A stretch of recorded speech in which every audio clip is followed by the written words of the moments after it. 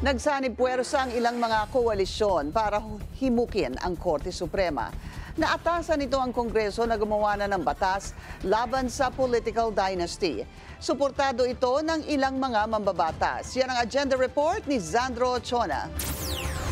Mismong ang 1987 Constitution na ang nagdidikta na dapat matiyak na may pantay na oportunidad ang lahat ng kwalipikadong Pilipino para magbigay serbisyo publiko at ipagbawal ang political dynasties sa pamamagitan ng pagkakaroon ng batas kaugnay dito. Yun nga lang, hanggang ngayon, wala pa ring definisyon kung ano ba talaga ang political dynasty at wala pang batas laban dito. Isang petisyon ang nakahain ngayon sa Korte Suprema para linawin na ito. Ako, personally, gusto ko yan, no? I-define ano ba ibig sabihin ng political dynasty, ano ba ang limitasyon surrounding the interest of a certain say clan or family in running for public office. Mas gusto ko nga na magkaroon tayo ng definition kung ano ba talaga ito. Nang sa ganun, hindi tayo tinatawag na family corporation. Tiwala ang kongresista na maipapasa ito sa ilalim ng Marcos administration. July 2022 pa nang ihain ni Kabataan Party List Representative Raul Manuel ang panukalang batas na ipagbawal ang political dynasties, pero hindi na ito umusad.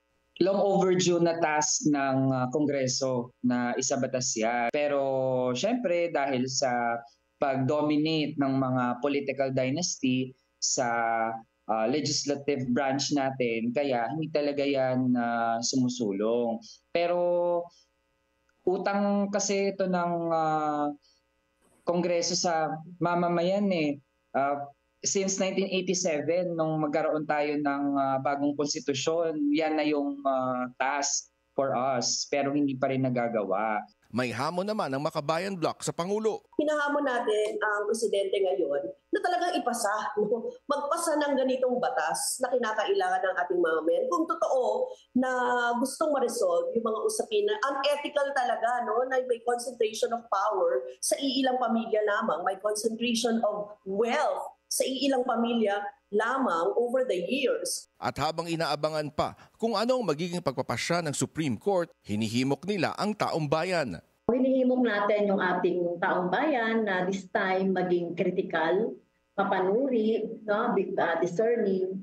Dahil sa ngayon, hindi na dapat popularity contest ang labanan. So kung ano, so sino lang yung kilala, kung sino lang yung mayaman. Nasa mga kamay din ng mga botante kung patuloy na mamamayagpag ang political dynasty sa bansa dahil hindi naman sila mananalo kung hindi sila iboboto.